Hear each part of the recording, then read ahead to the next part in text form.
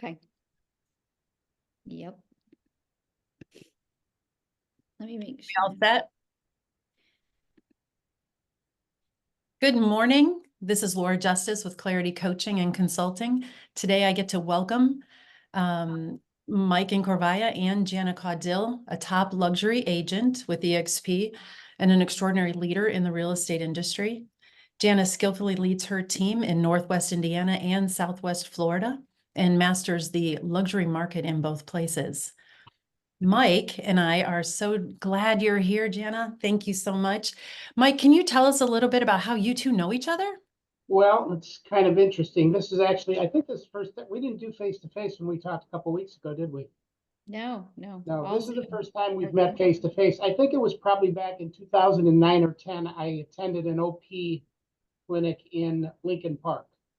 And I think, Jana, you were the OP somewhere close to there. Right? Where were you, or you were in Indiana, the OP? I was OP, but I was actually the regional director of that Regional region. director, that's right. I'm Yeah. sorry. Yes. And you hosted it. Your region hosted it. I'm not sure who did the actual clinic. Might have been Nikki. I don't remember. But so I knew of her and I've kind of followed her. And she was very, very close with Dave Jakes, who we were kind of close with him too. So I always had kept an eye on Jana because she was such a great leader and loved what she was doing with her team. And when we started building our team, that was kind of one of the teams that I wanted to emulate a little bit. I'm sure it's totally Nice. different. Oh, I didn't know that. That's nice to hear. Yeah, great. Well, you know what? When we first joined Keller Williams, was my wife Sylvia was an individual realtor, and then I joined to help her, and then our son got his license, and then we built a team from there. But when I was the OP, I was watching people build teams around us, and I said, "Wait a minute, why aren't we doing this?" So then we started building our team. But at KW, the best thing about being there was with people like Jana Caudill, Sean Rawls, the U Baldini. There were some really great realtors and great people there. And Jana was always somebody that I thought was really, really top notch. And then I found out years later she left. I never really knew why. But at the end of the day, somehow we both ended up at EXP. We've been here. It'll be 2 years in August. Jana, you've been here how long? 6 years tomorrow. Wow, congratulations. You got in Happy when the stock anniversary. was what, $1 a share or something? Oh, it was less than that. Yeah. Oh my gosh. That's Yes. how she's in Naples, see? So anyway, Jana, I if was you wouldn't already mind. in Naples when I did it. Oh, So okay. I can't give credit to EXP for that, but it's helped me along the way for sure. I So bet you sure did. Why don't you just tell us a little bit about your story and how you ended up in 2 different states and all that? I kind of have a good idea on why and how, but if you would share that, that'd be great. okay, well, let's see. How did I end up? Well, where do you want me to start, Laura? Do you want me to? I'd really like you to start at what in the world caused you to say, "Hey, I want to be a real estate agent." Oh. I'd like to go there Oh, first. okay. Oh, well, I was tired of the corporate, just clocking in and just not having freedom and entrepreneurship and owning my own business. And I had always worked for someone, I got married at 19 years old and had my first child at 20. So I was always a worker and I had to have 3 jobs and go to school so I think I just was tired of that from in my 20s to 30s. It was always about clocking in, right? And working for someone. So I was a great employee. But I was just kind of tired of that rat race, that corporate environment, and not ever being able to achieve more, just having that ceiling of achievement, I think is what I was really trying to get away from. I watched realtors. I was with State Farm Insurance, and I credit my State Farm days to, I have a degree in organizational leadership and supervision from Purdue. But while I was working for State Farm, I was getting that degree. And so I had an HR background, leadership background, hiring, the whole gamut with them. And then I did automobile claims for State Farm. And so I had to negotiate claims. People were injured. Their cars were wrecked. They were always mad. They had attorneys. So I got really good with negotiating and calming people down. And so I credit that career to really honestly helping me prepare myself for real estate, right? And being able to deal with buyers, sellers, team members, hiring, running a business. So, but while I was in State Farm, I was next door to a Century 21 office, to be honest with you. That's And I'd watch these realtors. They all drove nice cars and they all dressed up and they all looked nice, but to me, they seemed old because I was probably 22, 23 at the time. They were probably only 40, but to me, it was like they were an older generation. But I got to be friends with the broker, and that was before MLS. They had books and everything back then. And I just would ask a ton of questions. I was very intrigued by the business, and she would basically tell me that you had to be, it was very difficult to make money. So she set the stage early on that this is not for, the faint at heart. It's like, you've got to make commissions to earn a living. I honestly thought there was no way I would be able to do it until I was older. And I realized that, that wasn't necessarily true, but I needed that steady paycheck like most people. And so I put it on the back burner. I was married, I was, working, followed my husband's career to Crown Point, Indiana, and stayed working for State Farm. I was just in that grind of those claims and never really, followed my passion for real estate until one day I was like, I've had enough. I can't do this anymore. And he said, just pick a job that you're going to be happy with and that you're not going to complain every day. So You chose real estate? Wait a minute. He must Well, have known what you were talking about. my husband doesn't say a lot to me. He lets me be me and do my thing. But every so often when he speaks, like I listen and I'm like, well, you know what? I've always wanted to do real estate. And he was like, just do it. Like he was tired of me complaining. So I actually gave my notice. I followed some top realtors, Star Power. They were Star Power agents. I don't know if any of you remember the Star Power days, and it's actually back. It was a real estate training organization that I just happened to know somebody who was in it. And I called this person. I said, listen, I'm thinking about a career in real estate. She seemed to do very well. Like she was all over town at Purdue University. And I'm like, if I'm going to learn and do this business, I'm going to do it well. And I'm going to learn from the best of the best. So one of the reasons why I'm very, I give, I help, I train is because I'm learning based and I want to give back to the industry that I've learned from other people along the way. So I took her advice. I called Star Power. I quickly started, while I had that other job, I was studying for my test. I was listening to top producing agents throughout the country.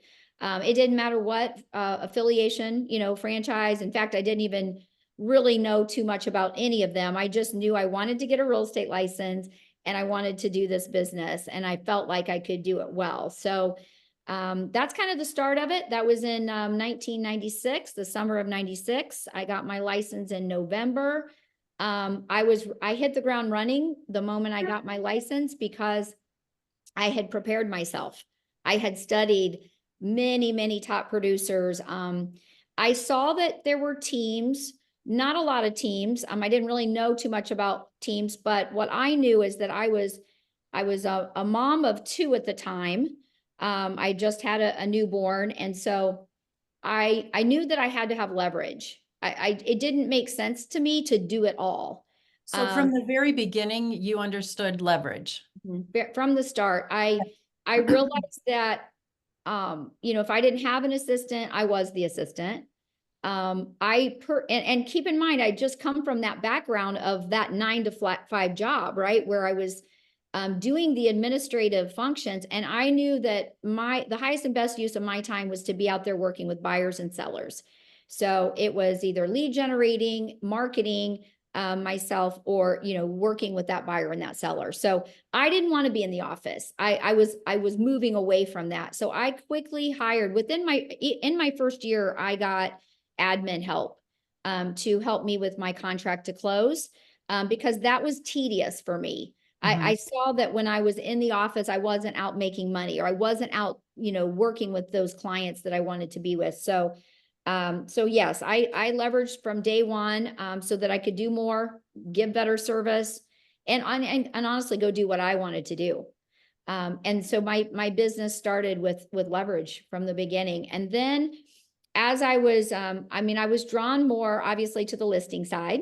I loved sitting at the kitchen table. I saw that was the best way. If you had a listing contract and you had a sign in the yard, I I knew that that was the power. And I actually, my very first piece of advice from a non-realtor, I was sitting on an airplane. I was all excited about my new career, and they gave me the advice of list to last. And I of course didn't know what that meant, but I'm Yeah. like, okay, and I'm writing it down. And so from day one, my mindset was get listings. How do I get And no listings? one ever said to you, you can't have a listing because you're a new agent. That's good. No, I didn't. I just knew that if I was going to make it in this Yeah. business, I had to get a listing, I and I love had it. to get lots of them. And, they always say the politician with the most signs in the yard usually wins, right? So I understood marketing. I understood getting my name out there. I am pretty proud of myself. I don't brag about this very often, but I knew absolutely no one when we moved to Crown Point, Indiana. No one. I didn't go to high school there. I didn't go to, I had no friends. I actually had lived or worked in 45 minutes away with my previous job. So I didn't have friends. It was very lonely. I also saw that I needed to, I guess, get my name out there and market myself. So I plugged into every ounce of the advice that top producers were doing to build that local community, to get their name out there. And I didn't have any money. I put it all on a credit card. I remember the day my husband saying to me, are you ever going to make any money? And I said, just have some faith in me, just have some faith. And then he started seeing, the fruits of my labor, and the activities that I was doing were bringing results. Yeah. And so, yeah, it was super fun. It did not feel like work to me because, one, I didn't have to punch a time clock anymore. But two, it was all on everything I put into it. I was getting something out of it. And I just built it one client at a time. It was important to me to do a great job, to get referrals. Listings were the tree.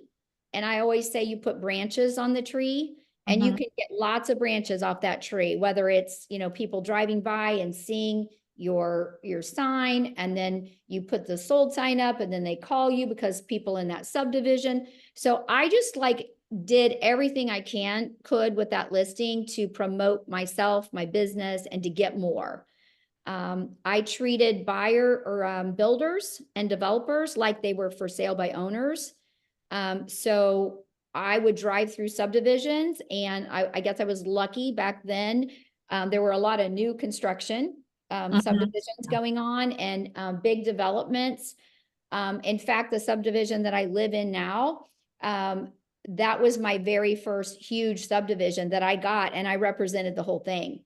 So, I was fortunate to, I guess, the way I looked at it, instead of getting one listing, I wanted a lot of listings. So I just went after builders and developers so that I could do more. So I really identify where all the listings are and go there. Yes. And then they all had homes to sell, because most of the subdivisions that I was building in, or my builders were building in, I was fortunate that it was in a price point that person had something to sell. So even if I didn't get the new construction, let's say the builder had already hooked up with the buyer to build a home for them, but they needed to sell their home in order to build with that builder would give my name and say, listen, use her. She's great. She's a hard worker. She will take care of you. And so I sometimes didn't get the commission on the build side, but he was my word of mouth. And then I would earn the respect to work his open houses. It's a gift. When an agent can work an open house, that's a gift. If it's not their listing, especially, I didn't really have to ever tap in on working opens for other people because I had my own listings, but I definitely viewed that builder as a huge launching of my career. And I did everything for them. I gave them leverage. I taught builders how to leverage themselves, because what happens is they are very good at their profession and doing what they do, but they're not so great, or that's not their skill set with marketing, or, working the sales and the open houses and whatnot. So I saw an opportunity that it was going to be a win for both of us. And so I tried to bring value to their life and make an impact so that they could take the weekends off, because keep in mind, their fathers, their husbands, they have children, whatnot, and they were never spending time with their families, and they were burnt out as well. So I just said, let me be that answer for you. You know, let me work on the weekends for you and build your business while you go rest, and then you do your thing. And so it was a true win-win, and I had long-term builder relationships, and that definitely catapulted my success. And you know, I mean, I guess I would, even on the big subdivision that I had, I talked the developer into paying for all the marketing, and saying, I'll run it all, but you've got to pay for it. And so, you know, I was in the newspaper like all the time, right? Like it was that back then I don't even know if we had billboards back then. We definitely didn't have the internet. We did not have the internet when I started. Yeah, maybe 2 years Great in. leverage for marketing though. I Oh mean, my Yes. God. Yeah. So many of the things that you're saying were similar to things we did. And what you just said about the newspaper, it's funny because it was Sylvia who started the real estate business. Funny you said about the State Farm. I was a multiple line insurance agent for 35 years, Jana, selling Right. auto, home, and life, similar to State Farm, but a much smaller company. And so I can relate to the people not being happy with claims and stuff like that. But we did a lot of the same similar things, but not to the, you know, extent that you were doing it. I was just helping Sylvia market herself and her brand. And we were building a brand. I didn't even really know it at the time. And I didn't know anything about the national stuff like Star Power, because we were with a company here who was a local big company, and they just wanted to keep all their agents under their control here, and, you know, would always discourage you from getting involved in anything outside of that company. So, Right. you know, and the funny thing is you were in Star Power with the Crockett team, who I know very well. They're here in Cleveland, great people, and they've been, you know, the Star Power people for years, and their Yes. team is still running. Yes, amazing. I'm actually going to be speaking at the end of July with David. We're on a leadership panel together. that's Oh, exciting. okay. Yeah. Okay. Yeah. Were you you weren't at the first meetings when they were writing the Red Book, were you? Not the very first one. I just had entered in. They wrote it.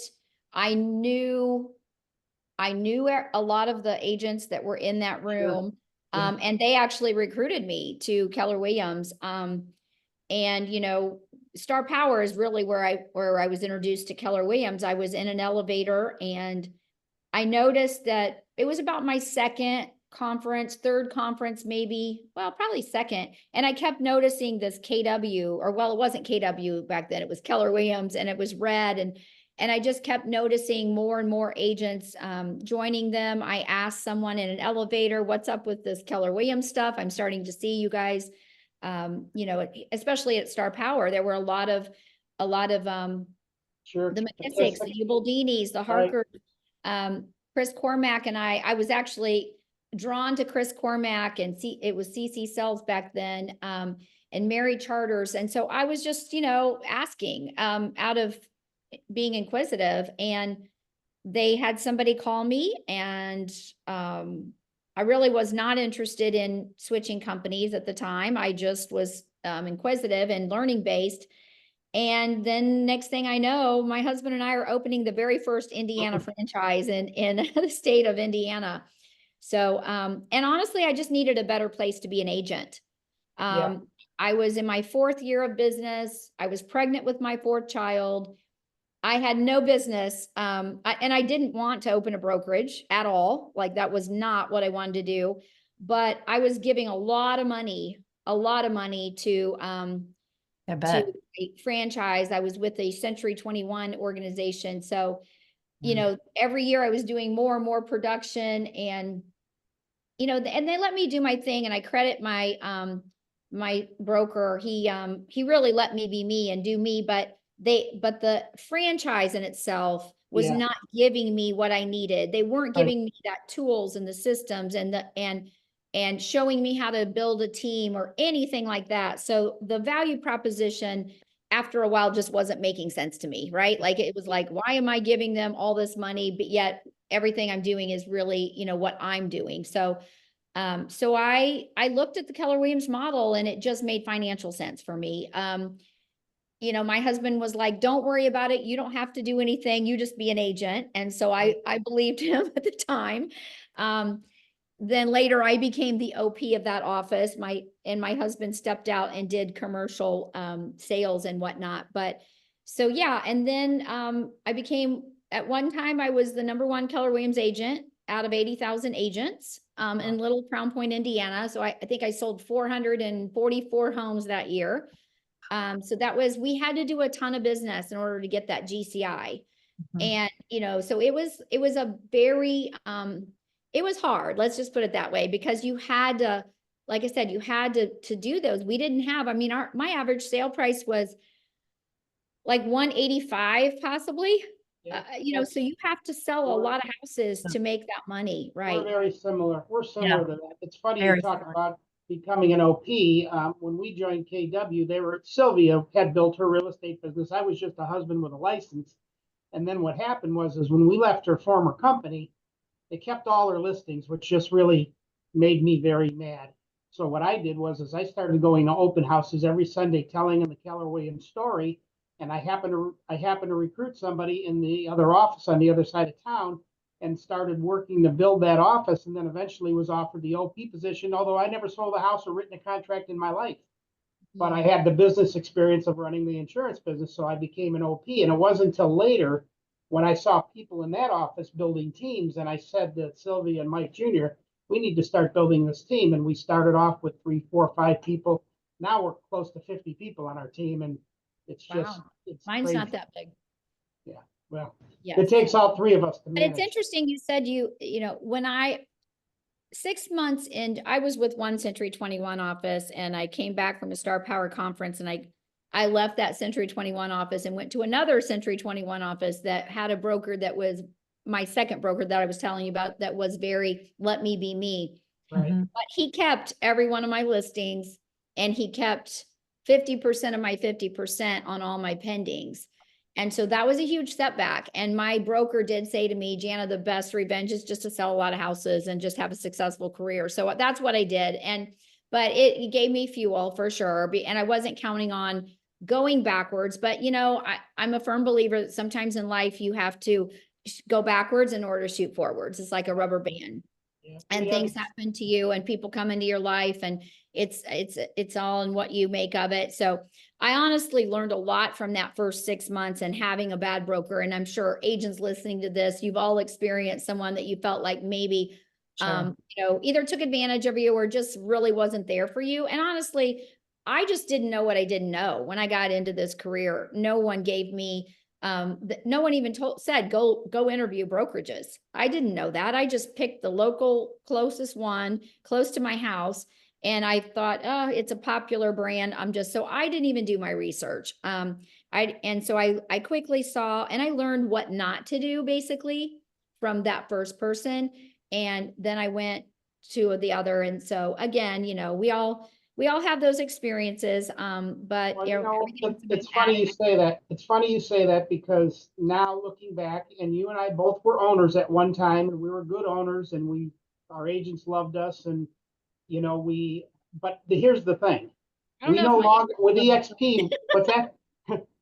We I no don't know if longer my have, agents love me. oh, I'm sure they did. Well, they're But- all smiling on your website, so apparently yeah. they do.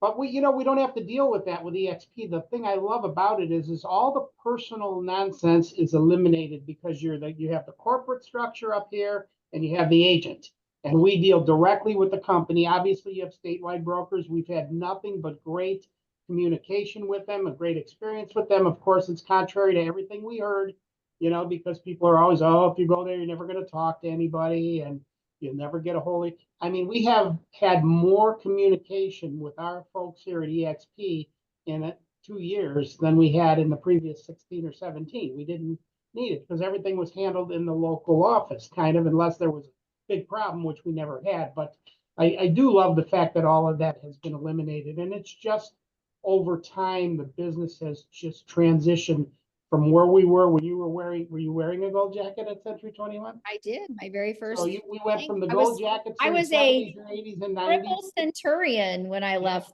them. So Yes. It's crazy. It's, so now the model we're in now, I think, is the model for the Well, future. for sure. And I mean, when I left that organization and we opened the Keller Williams, I mean, I bled red. I was a Kool-Aid girl. I drank it. You asked me about the red book. That had just come out and I absorbed every ounce of it. In Yeah. fact, I still have it. I carry it with me. I had it tabbed.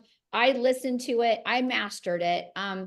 So I was not in it, but I lived it and I was a student of that book. I And got mine so, tabbed. yeah. Oh, I need to run out in my garage and grab my book. It's in my car. I saw it the other day and I was actually going to bring it to my office to show my team, like, this is what you do when you want to be great. You have to immerse It yourself is a into foundational educational book. absolutely. Now, I'm not so sure that book is, I'll probably get in trouble. I don't not know. relevant. There's a lot of stuff in there now that if someone read it now, I Yeah. would worry for them. Okay. So I Absolutely. do think it needs to be rewrote. But I think there's so many things in there. And what I didn't realize is that no one had ever done all that. It Mhm. was just bits and pieces and it was a phantom agent. And I remember, like, I just assumed that they all had done it. So I actually was doing it. And the Right. year that I did, truly net $1 million in my agent business, I followed that book and I had a lot of things in place, but I was trying to be that agent. And I remember Gary Keller saying to me, well, Gina, that's a phantom agent. And I'm like, what? Like, nobody told me that. So I missed that memo, but no, I just think, any realtor is just being learning based and tapping in and learning from people that were smart or smarter than you. And I learned again about what not to do. I mean, I followed a lot of Keller Williams agents, for example, that would make a lot of money, but not net a lot of money. And so I was like, okay, I don't want to do that. Or they were building these huge teams and they weren't happy or they weren't falling, they were falling apart. So I was probably the person that didn't just think, oh, they're doing that. That means it's working. I was like really, in there going, that doesn't seem to work, but I think what people have to be careful, they go to these classes, they see these people on the panel, they get a few nuggets and they take it like it's the gospel and they go home and they think it's going to work. So I think you have to dig deeper. I was fortunate enough to be friends with or not, well, friends eventually, but I just tapped in and I learned and I asked the hard questions and I got to the bottom of the ugly with these people. It wasn't just the good, it was the bad and the ugly as well. And then I tweaked and I was agile and I was able to make corrections into my business. So I'm still learning. I mean, honestly, Yeah. Are you saying you were learning from others' mistakes? Is that when you were saying you dug into the ugly, just figuring out what yes, they did wrong and how you it's could change it? yes. And because what I found was it didn't matter how successful they were, they had challenges and they had holes and they had problems. I remember someone I really looked up to and followed and emulated and thought they were great, and their whole team walked out on them. And I'm like, okay, Houston, we have a problem here. Let me figure out why that happened, or how can I not ever have that happen to me, right? And so we learn this team building is not easy. Leadership is not easy. Leadership is There's not a easy. lot of people that can't do it. And I was on that journey of being a 7th level agent, not because I thought that's what you needed to do, but I didn't want to do all those things anymore. I wanted to do other things. But I built this big, huge business and I didn't want to just walk away from it or sell it. And so for me, I was just evolving. But yeah, there's very, very few people that can truly do 7th level. I saw that. I think I always said it's 6.75. It's never 7. It's rarely 7. Yes. And And 6.75, you're doing good. And then I embraced another state. But I did that after my one was really established. Like, I've been in my Indiana business is 27.5 years old. Okay. So I didn't go start something else when this one was bad. It was a solid foundation and a solid brand, and I was able to lead it from afar.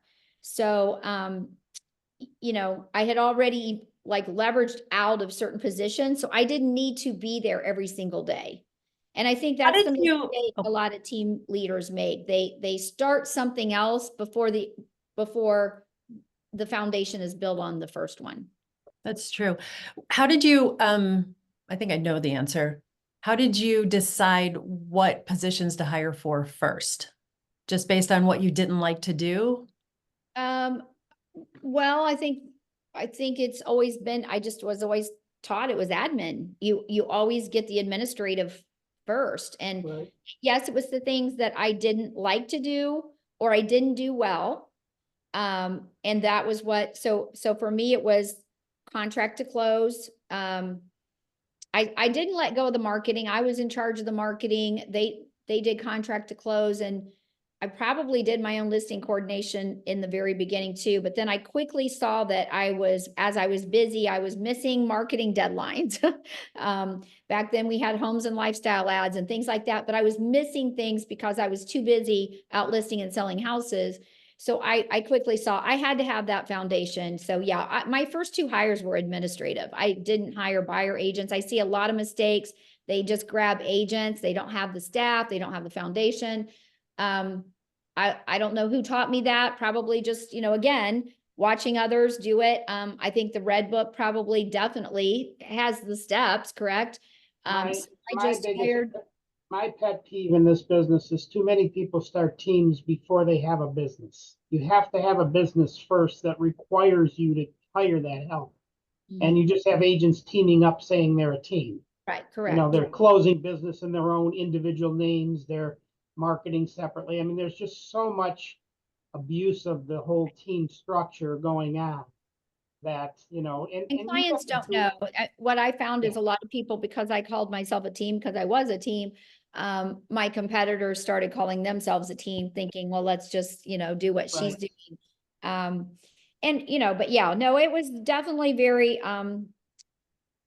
you know, systematic, and there was a method to the madness. I knew that I had to, it was all the stuff I was not good at, didn't get paid to do, and I needed really good, you know, it was that finding the skill set that they clocked in on, and they did their thing. And people come from administrative help. They want to serve, they want to help, and that's what they did best. My very first hire was actually a realtor that knew the contract inside and out, but she did not want to sell houses. She did not like sales. She wanted to be in the office and she was very detail oriented. So she managed my closings. And I think I went from hiring her, I did about like 115,000 in GCI my first year. And then I did like 183 my second. So I remember like she helped get me there. Right. And I remember thinking it makes sense for me to always, I never viewed hiring someone as an expense. I always viewed it as an investment, and that they could give me my time back so I could go do what I did best. And so that was and then my second hire was marketing and listing coordination. So they were both in the office. And then we went to like 387,000 in GCI. Like there was a huge jump. And I remember thinking, whoa, like, you know, if with leverage, good leverage, and they were, you know, they were on it. And then I had so many lists. Remember thinking, oh my gosh, I was so sick of working with buyers. I just was like, I need to be at the kitchen table, right? I need to be putting more of those lists to last, those signs in the yard. And so then I grabbed a buyer agent. I remember I was at a Star Power conference and they were talking about buyer specialists, and I'm like, that just makes total sense. And this is something I don't want to do anymore. And I need to go focus on listings. So the developer that I worked for, his wife was getting her real estate license. And, you know, I never thought about adding someone like that, you know, so I just called him and I said, please tell her I need to talk to her as soon as I get back. And I have an opportunity for her. So she loved it. It worked well for us. It was a win-win. She was great at working with the buyers. I was tired of it anyway, so I wasn't doing it that well. And then I focused on the listings, and then we quickly saw another rise, and we had to get her help. Because with more listings is more buyer opportunities.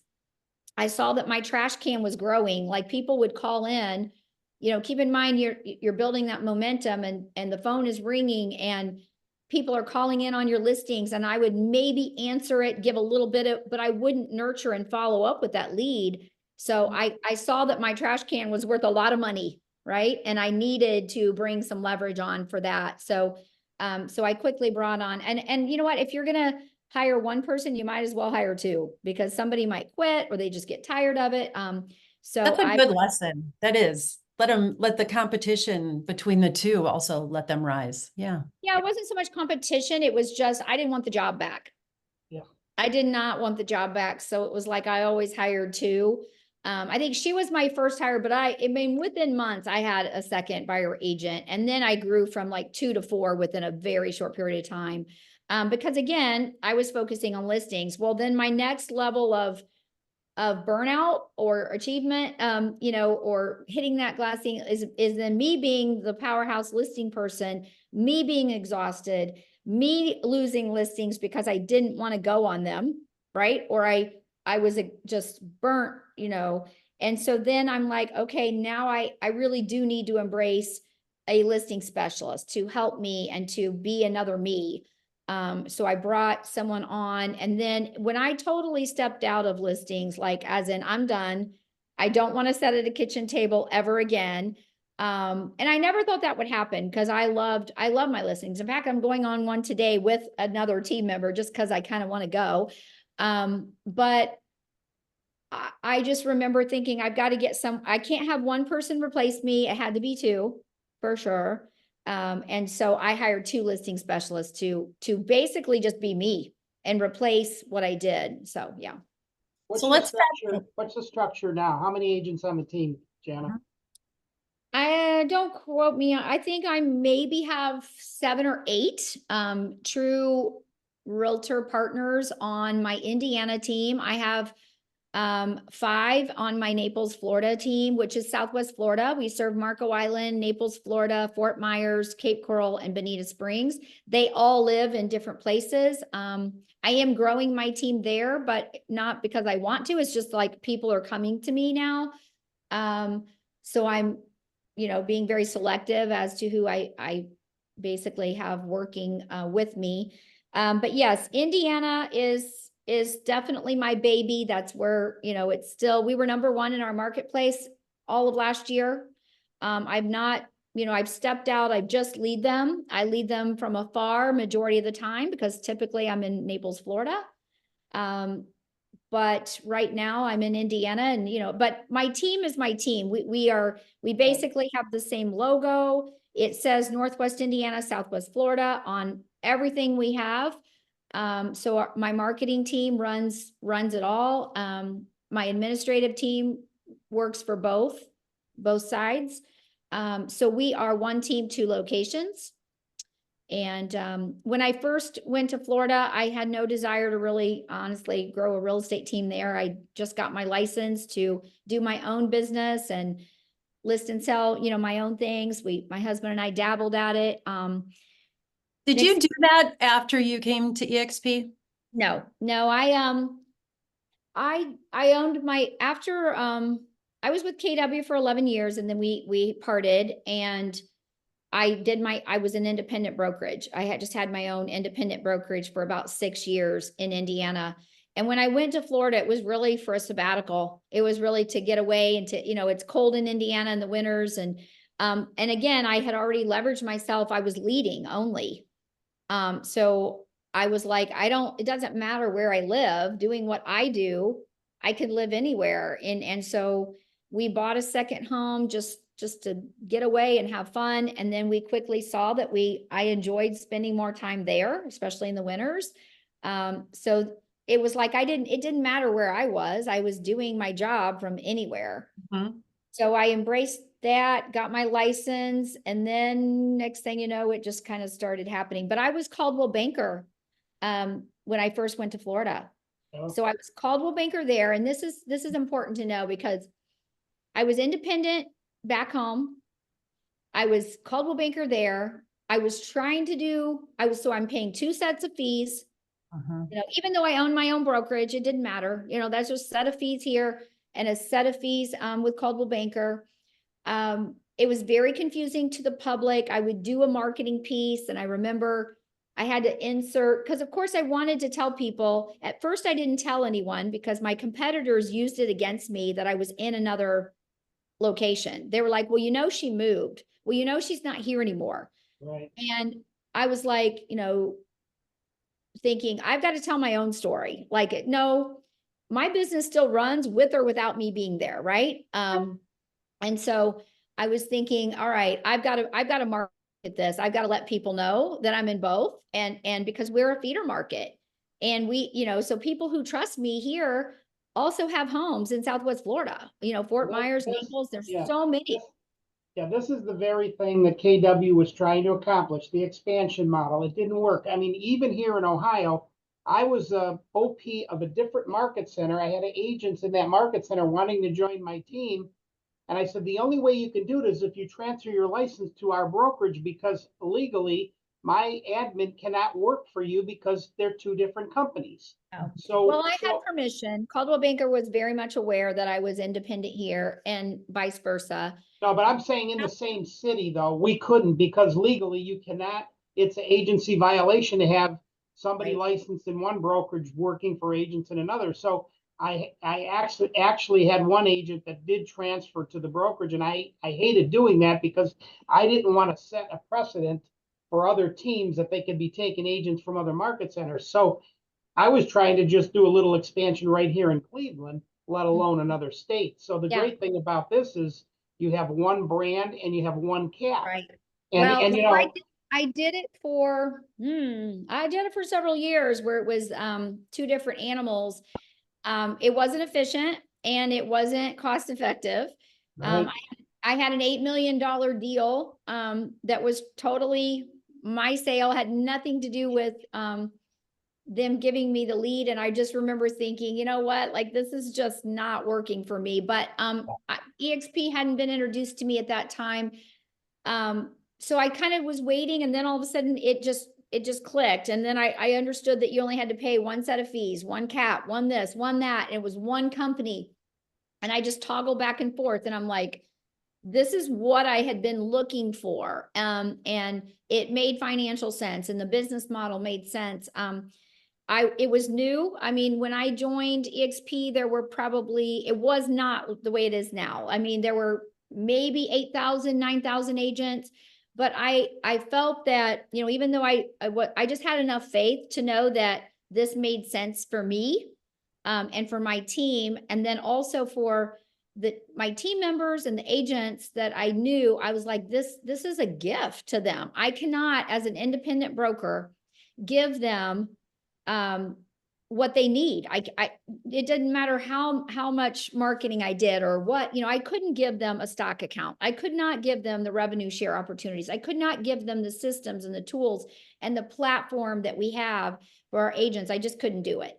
And so it was like, I'm doing it for myself, but I'm also doing it for each of my team members. I felt like it was the right, smart business thing to do. A good leader would look at it, and I'd be letting them down if I would have said no to it. Can I interrupt there 1 second?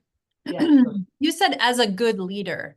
As a leader, how many of your team members came along with you? Did you lose a bunch of people? Were you afraid of losing them? And as a leader, how did you let it go? If they decided, I probably needed to clean house anyway. And it didn't matter to me if they, I was hoping they would follow. It was up to me to articulate the value and why I made the decision. I did not run it by them at all. I made the decision. I think a good leader can't just always ask, you know, what do you think? What do you think? I mean, I studied it long and hard. I made the decision, and then I stuck to it. And I just knew I had to let go of the outcome if people did leave. I, of course, tried to help them see it. It was a little foreign to a few of them.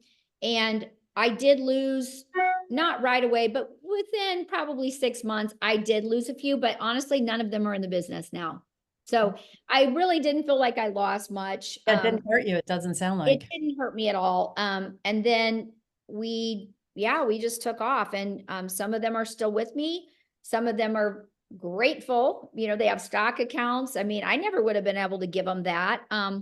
My Caldwell Banker days, honestly, I didn't have, I had one team member at that time, and she's still with me to this day. That's great. So yeah, but now, you know, we've grown. I've been able to recruit to my team much easier than Oh, yeah. with this model than I've ever been able to recruit, whether it was Century 21, Caldwell Banker, Keller Williams, and independent. I mean, I've obviously experienced throughout my career these various companies, but yes, the way I look at it is I have a value proposition as the Jana Caudill team. And then EXP has a value proposition. So I'm giving them a double value proposition. And if we ever have someone interviewing, I had someone last week, they're trying to, they want to be on a team, but now they're trying to decide whose team to be on. So I let them know, you know, when you're interviewing, it's not just that team, it's that company as well. And I love EXP and I love everything EXP does for me and my team, but they have to fall in love with it too. They can't just be in love with me and what I bring to the table and not EXP. So I am very, very, like, I probably spend more time than most. I learned in my early days not to just bring them on quick. I really take my time. I want them to understand our culture, but also EXP and what the value proposition is. I want them to go interview. It's just like when you go out on a listing appointment and they're interviewing 2 or 3 agents. I am totally fine with that because I know they're going to ultimately make the right decision when they pick me as their listing agent or my team, right? So I want them to go interview. I want them to fall in love with EXP because this will be their last choice.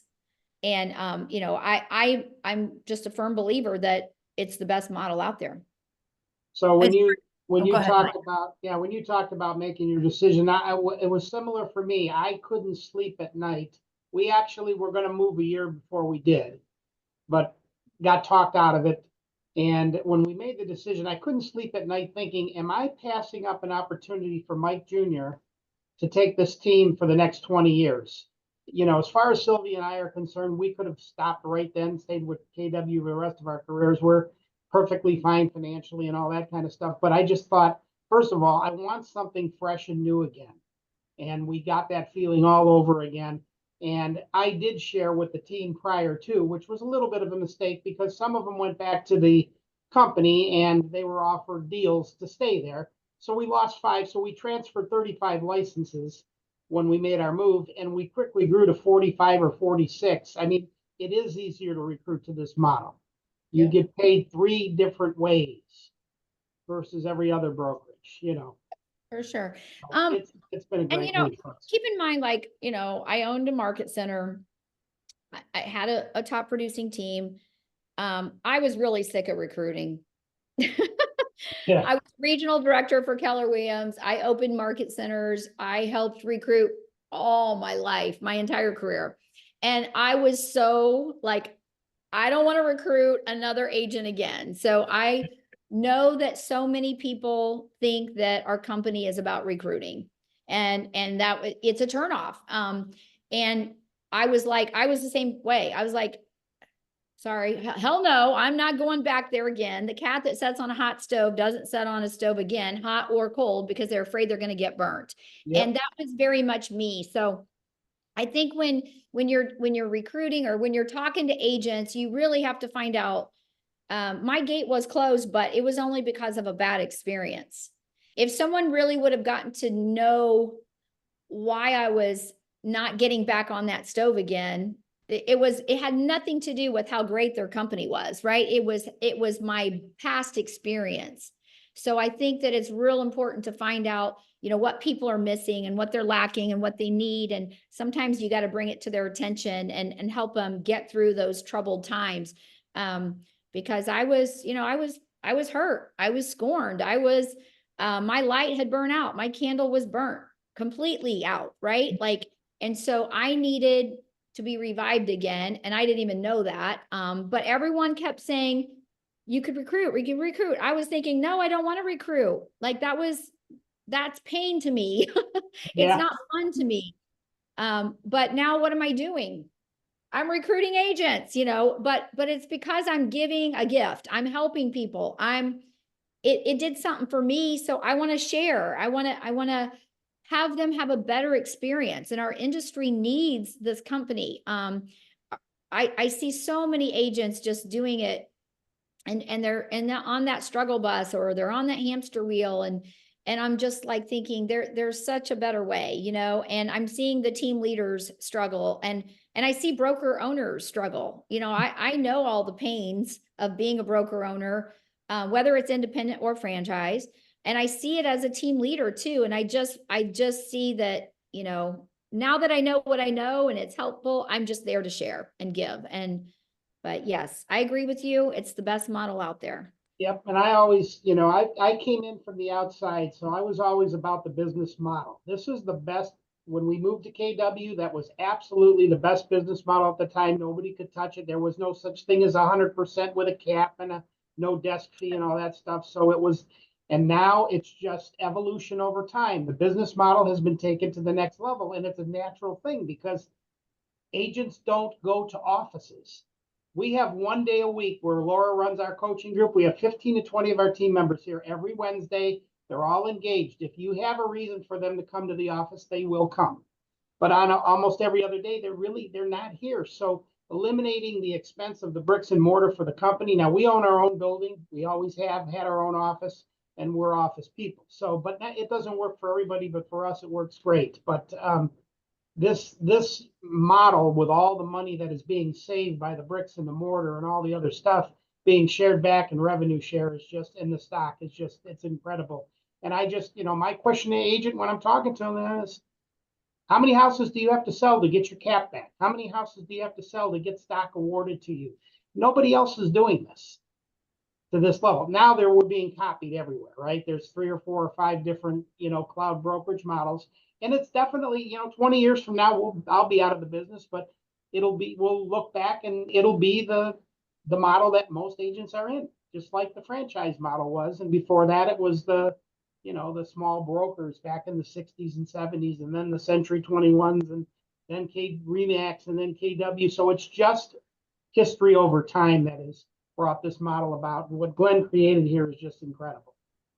And what he continues to create, because what I find most intriguing about EXP is not only, the splits and the rev share and all of it, the stock, but he's got other things. He's got wellness, he's got international, he's got luxury, he has healthcare that they put together for us. Yeah. Find another company that actually sits around a table and really asks, what do agents need and how do we get it for them? That was the one thing that really changed my thinking, because you're right. A lot of people, it's just recruit, recruit, recruit. It's not what we're really about, which I love. Sorry. Yeah. They did it wrong at KW too. There was a lot of people. We used to, when we first joined KW, there was 100 and some agents in Northeast Ohio. There's 2,100 now, and everybody would always say, "Don't go puking KW all over everybody." People were doing it the wrong way. You have to, first of all, you can't recruit anybody until you have a relationship with them. I mean, I recruited hundreds of people. We had a huge downline at KW.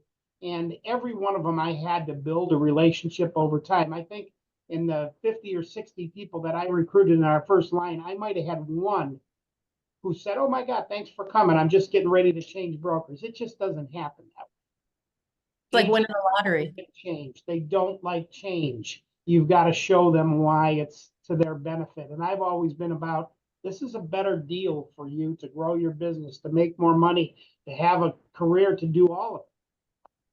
Well, Mike, we promised Jana that we would be like 30, 45 minutes, and we're pushing an hour. So I want to, really sorry about that. I'm like into this. I could do this all day long. We could go off on lots of tangents. Absolutely. I saying something, I'm like, well, I could go this way and that way. There's so many different things. Is there anything, Laura, that you want to ask or share? I don't know. I'd love to do this again and just dive into team dynamics, but I don't know that we have time for that today. Tell me a little bit, or tell us a little bit If you could have made the change to EXP earlier, would you have done it in hindsight? Yes. Again, though, it wasn't about what EXP didn't offer. It was more, I wasn't ready, Yep. because of trauma, past Mhm. trauma. So I think that everybody, again, you gotta, I wish I had, I mean, honestly, 2015, I got the call from someone and there were only 300 agents at EXP. Mhm. If I'd have said yes then, yes, I probably would, um, but I wasn't ready for it at all. Um, However, I don't think it was really explained to me very well either. So again, I go back to how we started with this, learning how to do it better, right? So as an influencer or a leader in our EXP company, I try to um, to connect with them on their level and what they're needing from it. It's not about what, I could sit here all day long and say why I moved the EXP and what it did for me and why I think it's great, but that may not even resonate with someone else, right? And so it's finding out what's important to them, what they need. Not everybody even thinks about the other sides of it. They only think about listing and selling houses. So then I'm going to show them how we can help them do that better. Right. So again, I think it's just getting to know people, seeing what they need, and then showing them, showing them the value. And then down the road, they'll probably plug into other areas. But for me, I think someone didn't really get to know me. They didn't Yeah. see my pain points. They didn't see, what I was lacking or what I was needing. And honestly, it was just, I thought I was a has-been. I thought so don't ever assume that someone who is a top producer or they have a team or they have success. I mean, I don't have to do this either. I mean, I just still want to, I just love it, right? Like I love our industry and I love being busy and I love making things happen and I love being a leader um, and I was bored. I was 48 years old and like going, I'm getting out of this business. I don't know what else to do. You can only golf so much and go to the beach so much. You know what I mean? Like I needed another thing, but I think it was just if someone probably would have really saw what was holding me back, they could have recruited me a lot sooner. So do this. Think back and just give a piece of advice to that person that you were when you were traumatized, when you were, when all the walls were up. If someone's out there and they're watching this video, right, and they're saying, well, I'm traumatized, even if it's from, the real estate market or the interest rates, or maybe something at home, whatever their situation is, give them a piece of advice about EXP and why should they just take a minute to listen to it? I think that there's an answer or a solution to their problem or their challenge. It's within what we have, whether it's the tools or just the model in itself or someone to collaborate with. I think that there's just something there for them. They just have to allow themselves to embrace it, or connect with someone, that can hear them and hear what they're saying and relate to them and then plug them into, this is what you need. Let me help you with that path, right? Like, so find that person, find, and just, and latch on and just be open, knowing that there is a solution and that there is something there to help you. If you're struggling financially, then this company has ways to help you out of that mess, right? Or if you just want to, let's say you know how to make money, but you don't know how to, build wealth, right? Or build a legacy. So wherever you're at, I mean, it doesn't matter the age. Doesn't matter the age. I mean, I'm bringing on people that are 25 years old and they're going to be financially set if they just plug into this company and they, So it doesn't matter at the age where they're at. I mean, you know, if you're 55 years old and you're like, okay, listen, I gotta make some major money here. I gotta have a retirement. Most agents don't have that retirement. Then there's a solution, right? If it's just that you're lacking camaraderie, and there's a solution here. And so it's where they say it's where the pros go to grow, right? And you know, I didn't bring up luxury. I am on the Luxury Advisory Council for EXP. They did not have a luxury division. So I'm one of the 5 agents that help pull all that together. And so of course I'm proud of that. That's my baby, but it doesn't matter. I mean, big or small, we sell them all. And we have a solution for regardless where you're at in your career. So I would just say, reach out to someone. If someone's been talking to you and you didn't want to listen, I'd say maybe you just have an open mind. Go to lunch with them and say, okay, listen, I'm going to let my guard down. Just tell me it is what I need to hear. Yeah, for me, I mean, I'm circling back with a lot of my friends. Some of them were even at my market center like 15 years ago.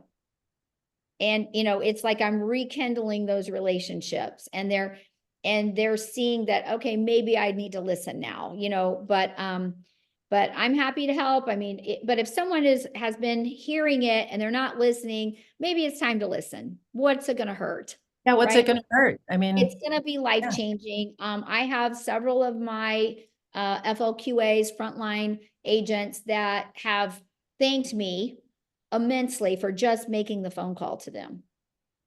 And, you know, like they're able to just have a better quality of life, or have financial freedom, or, you know, pay their entire family's bills in the month of December without even having to sell a house, right?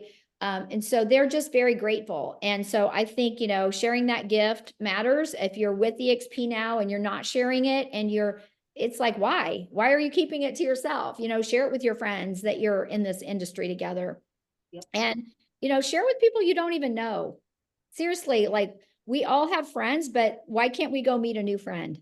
Why can't we go spread the cheer, so to speak? But so I'm trying to really, really tap into what this company has. I think that so many of us don't engage and enough. And so as a leader, I'm trying to like just always be a better leader, and always be a better student of the game. And so I'm just trying to tap into what we have and then go share it. And it's that simple. So I've taken a whole bunch of notes. Mike, do you have anything you want to add before I'm going to? No, I just want to thank Jana for coming on and sharing. She probably could go on for hours and hours and hours. I could sit here for hours and talk, honestly. So much of what you say is similar to the way we've done. There's 3 of us that run our thing here, and it's kind of different and unique, and you've got to do what works best for you. I've had people criticize me over the years. Oh, you're paying your splits to your agents are too high, but you know what works for me works for me. We don't lose people unless they get out of the business. Our retention is incredible. And then we have Laura doing our coaching every Wednesday. She's here with the agents, and I mean, they love it. And the ones that are plugged in are doing good business. And well, I'll tell you though, I mean, and I think team leads need to hear this though, because I mean, I just lost someone Friday. They left and went to Remax. Sure. So like, it happens to the best of us. But here's what I know: they take themselves with them wherever they go. Right. Good or bad. Yes. Yes. And so sometimes you've given them everything. You've given them lots of opportunities. You've given them leads. You've given them, training. You have a platform that allows them to make money in 3 different ways. It's like, so sometimes it's not that leader. It's that person. I don't care if somebody wants to be me and they got to go somewhere else to try to do it. That's fine. Just as long as they do it the right way. I have no problem with it. I mean, people come and people go. That's not a problem. But I feel you should treat your agents the same leaving as you did coming. And, it'll come back. I've had people join the team more than once. They'll come back. But like you say, when they leave, they take themselves with them. The habits that they have here are going to be the habits they have somewhere else. And if they're not producing here, they're probably not going to produce there. But if somebody wants to go out and try to build their own business, God bless them. It's Well, I'm not all easy. for it. I'm all for it. I would like to have had them stay with EXP and do that, but course. here's, sometimes we know a little more than they do and they just don't Right. quite know yet. They don't know what they don't know. So, but yes, you leave it. I always say it's not that you leave, it's how you leave. Right. Yeah. Right. So- 100%. Yep, absolutely. Well, I just wish you guys nothing but the best. Thank you for Thank you, having dear. me, for your Thank first you. Next time I'm in Florida, I'm going to come and visit you.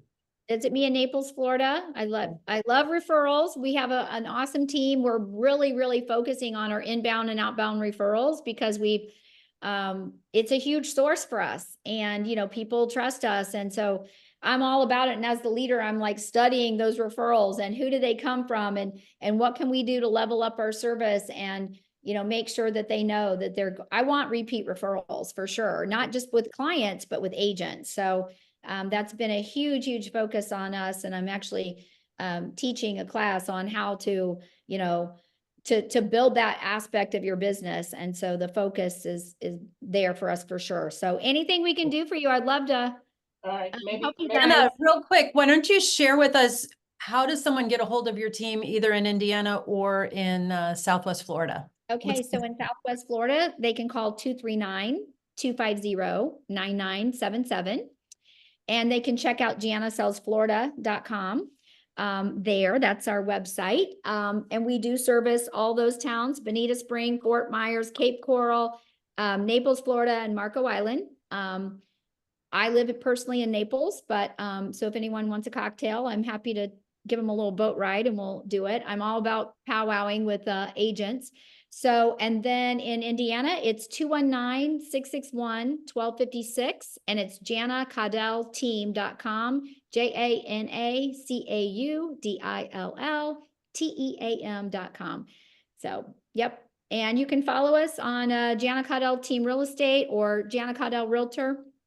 I've got different channels out there, but yeah, anything I can do to help, I'm here. Thank you. Awesome. really- Thank you really so much. appreciate you. I'm sure we'll be calling on you for some help in the future. One Okay. thing I'm good at is getting people better than me to help me. Well, I'm sure I can learn a lot from you too, Mike. I appreciate it. And it makes me, my heart, I had no idea that that you would like learn from me back in the day. So I guess that's another lesson is you never know who's watching, right? You That's never right. know who can help You and don't. impact. And so that makes me happy as a Nana. Yeah, as a person who likes to pour in. So thank you both so much. And hopefully we'll get to speak again really soon. Take Thank you, care. Laura.